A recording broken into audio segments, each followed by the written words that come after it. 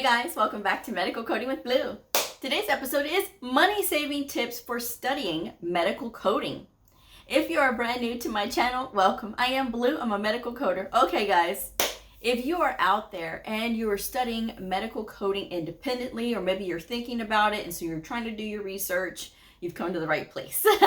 Even if you are in a medical coding program right now and you've been given all your books and you're working through a self-paced program, but you're not really feeling like you're getting all of the information that you need to help you learn, this video is for you. So here we go. Okay, it doesn't take a lot of money to study like your medical terminology and your anatomy, all right? Because guess what? They aren't coming up with any new medical terms.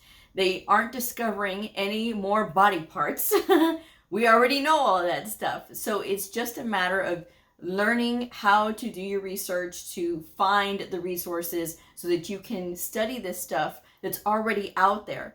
There are so many ways of learning medical terminology and learning anatomy thanks to YouTube. YouTube is a wonderful platform for this because there are so many channels that revolve around medical and medical terminology and anatomy and even pathophysiology. So start there. You know, if you are studying independently, you can definitely start there. If you are going through the independent study list, certainly that I have on my channel, that certainly you can go through there and look at the resources that are available. But again, if you are strapped for cash and you want to start by studying, you can always look at what's available on YouTube because that is free, right?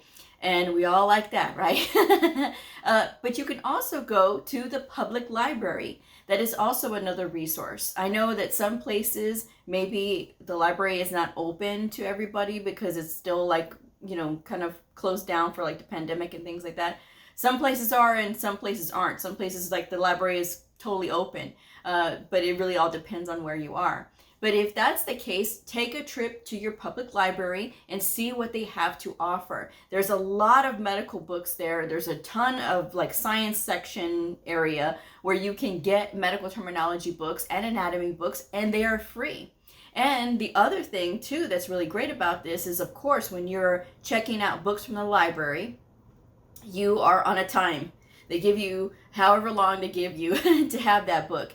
So that's going to be your keeping you on pace. Because if you know you have this book for only 3 weeks, then you make sure that you got to work through that for 3 weeks. If you need to recheck it out again and make it 6 weeks, you know, whatever, however long it is in your area. I know that libraries have different lengths of time that you can keep your books. So, or keep their books rather. But yeah, check the library out and see what they have there. Sometimes you may find old medical coding books at the library, depending on how far back those books go though. Just be careful. And for my folks that are in major cities, there is a good chance that you may find some medical coding books there at the public library.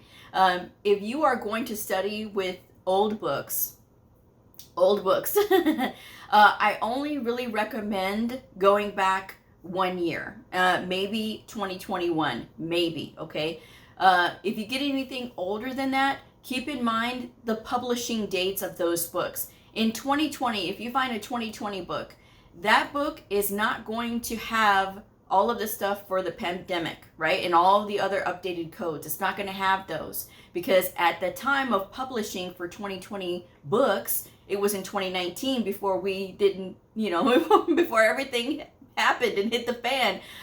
So there's a lot of information that's not going to be in there as far as like updating, right? Updateness, but updated codes. So 2021 is probably going to be your best bet. That's when we start to see a lot of those codes coming in.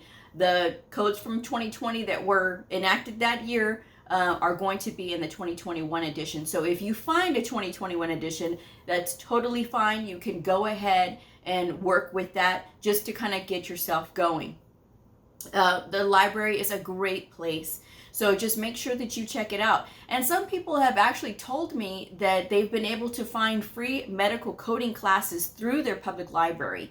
So that is another very interesting thing that you can look at as far as resources go, because There's a lot of things that they can teach you at the public library that a lot of people just don't take advantage of. So if maybe that's one of those things, you can certainly see about, checking that out. Maybe that can give you some more help and support, right? Because even if you are in a program, it never hurts to supplement your learning. A lot of these medical coding programs are self-paced. You are going to learn it from a book, but it takes you to be very disciplined. And discipline is a form of self-love. And I know we are all about, how we feel and self-love and being mindful and paying attention and everything. This is one of those things. You have to be disciplined. In order to be really good at medical coding, which you want to be, obviously, if you're studying it, you're taking the time to learn it, you need to start getting into that discipline practice. Okay, so again, the public library is a great place to go. The thrift store. If you are a thrift store person like me, which I love going to the thrift store, because you never know what you can find, because people tend to donate a lot of things that either they have no use for or they're just not interested, right? And I personally have found medical coding books from the same year when I went to the thrift store. It was a few years ago. I had gone and I was like, wow, these were like from this year. So I got them. I picked them up, even though I had a set at work. That was for me at home. So that's nice to be able to find that. It's like finding gold to me. And the thrift stores are also another great place to find flashcards very cheap. I mean, for like a couple of bucks, you can get a set of flashcards. And even if the flashcards are old, it doesn't matter. Again, we are not discovering any new medical terms. We are not discovering any new body parts. So that's another thing that you can take advantage of if you happen to run across a set like that. Again, it doesn't have to be new. You can take advantage of all of the other resources that you can find in the thrift store. And of course, there's always, finding a whiteboard as well. If you want to go to the Dollar Tree and get poster boards so that you can start writing things where you can see them in front of you. You don't necessarily have to invest in a whiteboard, because whiteboards, I know they cost money. It's like $20, if you want to get a nice good size one with the markers and everything. But again, you can always go to the Dollar Tree and get poster board and then hang up whatever you need to hang up to see in front of you. Even if you have to take notes and you write them out, that's always another possibility. I have found at the Goodwill, it was I still have it. It is a big laminated poster of the digestive system. So that's another thing. And I have it, and I have it up so that way I can see it. I just don't have it here, but I do have it up. So it does help me to be able to have that stuff fresh in my mind. Again, if you're able to find those things, it's really good to hang them up, because that's how we learned as children, right? The teacher had the numbers and the letters on the border of the room, and we could see that every single day. It's the same thing that you have to do when you're learning medical coding, is to constantly have that stimulus up, all right? So that's just another place that you can go. Another free resource, to kind of bounce back and forth between low cost and free. Another free resource is the Medicare Learning Network, and that is on the cms.gov website. Now, Medicare Learning Network has a lot of free downloadable resources when it comes to explaining like the surgical package and what does it mean, and what does 90-day global period mean, what does 10-day, 0 to 10-day global period mean, what is covered during this time. Things that are important for medical coders to know. Again, free and downloadable, and you can find it on the CMS website. You can even Google it. Please do not ask me, please do not write to me and tell me, Blue, I can't find it, because you can Google it. Okay, guys?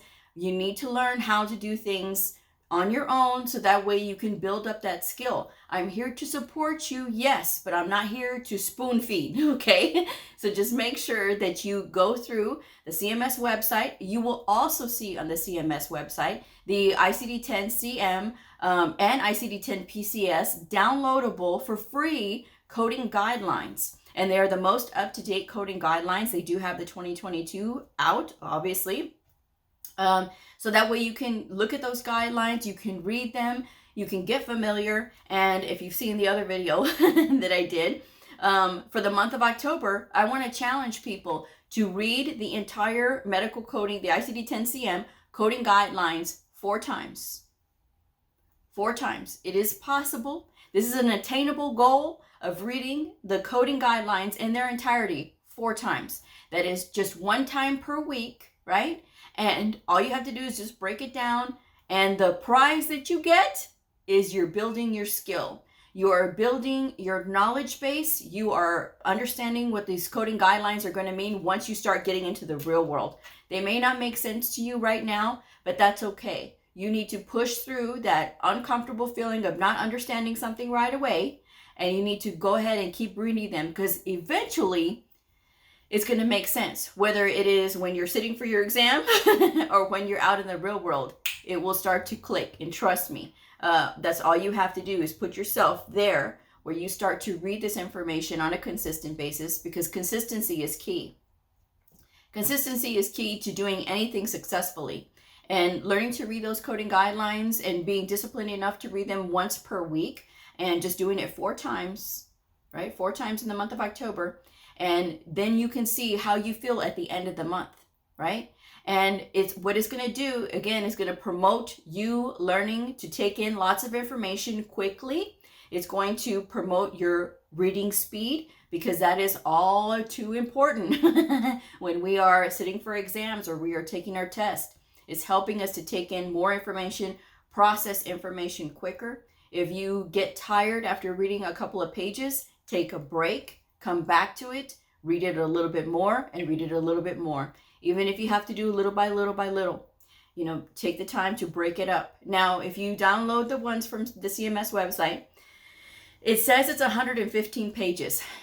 Don't get overwhelmed, folks. Do not get overwhelmed. All this means is that it's just a different size font, okay? It's just a different size font, and that's it. That's all it is. Because if you look in your medical coding books, you will see the coding guidelines are in there as well, the ICD-10-CM coding guidelines. And it's like, if you have the Optum 360 coding book, now they're Optum, not Optum 360 anymore, but they're Optum. If you have the Optum books, they do have the guidelines in there, and it's, I believe, 36 or 38 pages. And so all you have to do is just break that up and read them, just a few pages at a time until you start increasing your speed. And again, the month of October, 4 times. And your prize is that you're going to get more proficient with these guidelines, and it's setting an attainable goal. I think 4 times is an attainable goal. If people can participate in TikTok challenges, I think this is a challenge that is worth trying, right? So, all right. So the other thing is getting those guidelines downloaded, even if you have the current year book. Even if you have a last year book, a 2021 book, you can still read those 2022 guidelines from CMS. And again, they're downloadable for free.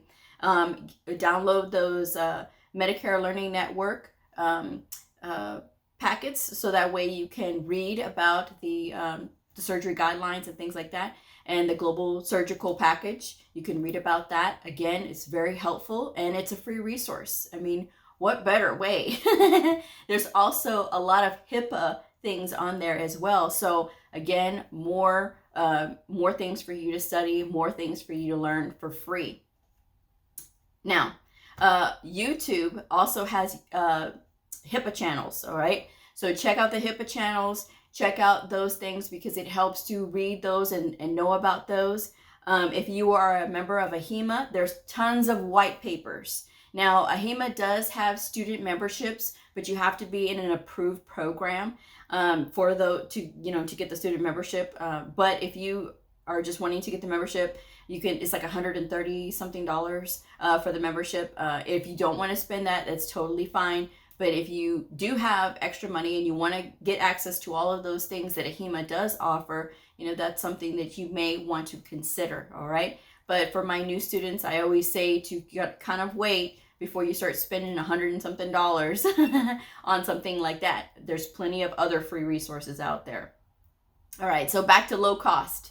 You guys know how much I love Optum. Now, this is not an ad for Optum, but they do have their books on sale. They are 80% off for the 2022 editions. It is free shipping.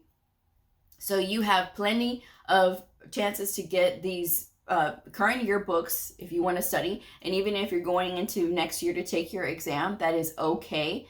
You can use the 2022 books until April 30th, but after that you are going to have to purchase the new 2023 books, because beginning May 1st is when AHIMA does switch over their exams. If you are with AAPC, you can certainly still use the 2022 books in late into 2023. However, they do say that if there's an updated code and you don't have it in your book and you don't see it, there's a chance that, if you're looking through your book, that you may, not find it or whatever. But they say it's okay to use last year's books for the current year exam. So that is something that is always an option if you are sitting for an AAPC exam. But again, a cheap, low cost way to get brand new books is going through Optum. Okay, and I will leave the link for Optum360coding.com, so that way you can, like I said, they updated their name. I'm just still used to saying it that other way, but you can check it out. Again, it is a great website, and I do recommend the ICD-10 Expert for Physicians. I do have that link in the description box below if you want to check out that particular book. But if you get that one, please note in that book, they do have, at the beginning of every chapter of the ICD-10 manual, Optum has scenarios and it has rationale on the different coding for diagnosis coding. And so it's a really great way to practice. Again, it's getting more practice from your book, and it's a great way to get involved with your book, so that way you get more practice with working through any kind of scenarios that you're looking at. So again, it's all about doing your research. If you have the money and you want to get workbooks, abebooks.com, this is not an ad for Abe Books, but abebooks.com is a great source for cheap books, right? I do recommend the ICD-10 and ICD-10 PCS coding handbook with the answers. You can certainly get the current year book of that. However, I will say that if you get the 2019 book, which is an older book, yes, but it's the workbook. And yes, while some of the codes have updated, not all of them have. It's still a really great resource to work through, and you'll know if the code updated it, obviously, if it's not in your book. So then you can look for the equivalent code, and it's totally fine. It's only on a few of those questions there, but they are the same exact questions as the current year book. All right. And the same thing for the CPC study guide. I used the one from 2019. Again, it's the same thing as the current year, and maybe just shuffled in order just a little bit differently. But you can get that for a few bucks as well. I think you can get it for like $10 with the shipping included. Okay. The ICD-10 and ICD-10 PCS, it may be a little bit more. I think people have told me they got it for $15. Most people get it for $39. All right. Still a really good resource, and again, low cost, because you are going to have to spend a little bit of money, but you don't have to spend out of control high amounts of money. All right, because whatever book that you have, trust me, that book is going to be duplicated and only going to be updated as needed. So again, if you want to work with a little bit older workbooks, it's totally fine. The 2020 books, the 2021 workbooks is totally fine. They are going to be cheaper than the current year, and a lot of times those codes are going to be exactly the same, and if they're not, then that gives you the opportunity to see new codes and how they apply. So again, another very helpful way. If you are studying for the CCS, the gold standard of medical coding credentials, the CCA or the CIC exam, and you need to get the ICD-10 PCS book, I do recommend the one from Optum. Again, get the spiral bound one. In the back, it has Appendix M like in Mary. It has all of the procedures that you can look up. And again, it's another great resource to practice. And it's very cheap right now. If you get the 2022 book from Optum, it's 80% off. So again, it comes out to like 20 something bucks, right? Like around $30. So very cheap, a good deal, a fantastic deal. And that way you can use this to practice. It'll give you time if you're going to sit for the exam later in the year. If you're going with AHIMA, it's okay. You got plenty of time to save up money. And then once it gets around the time that you're going to go and you're going to sit for your 2023 exam, I mean, your books may be on sale again. Okay, so again, another way to save money. It doesn't have to cost a lot, guys, and all you need is one certification to start. I always, I'm gonna make this my my battle cry in all of my videos, which is for my new people, really stick with one certification. That is all you need. No employer is looking for multiple credentials, all right? You can look at the job listings for medical coders and see that they say candidate must have a credential with AHIMA or AAPC. Sometimes they're very specific about those credentials, which one they want, but they're never asking for multiple credentials in order to be hired. So I'm just saying, the only time that you should get multiple credentials is when you've had experience, at least 2 years into the field. Then you'll know what's going on, because then you'll find that all these other extra credentials that you don't even need are already rolled into that original credential that you have. That's just my advice anyway. So I'm going to wrap this one up, but I hope this has been helpful for you guys. You can always go to the Dollar Tree and get like index cards. You can get, pens and markers and things like that. So that way you can start doing your studies and stuff. It doesn't have to take a lot, guys. You don't have to spend a lot of money just to get going. You can invest a little bit at a time, because every investment that you are putting into your studies is an investment in you. It is an investment into your future and all the things that you're going to be able to achieve once you start. All right. So that's just my advice. But if this video helped you, please like it, subscribe, and share. If you've been studying today, leave that blue heart. And keep in mind the October challenge of reading those ICD-10 coding guidelines once per week. All right, I will see y'all on the next episode. Bye.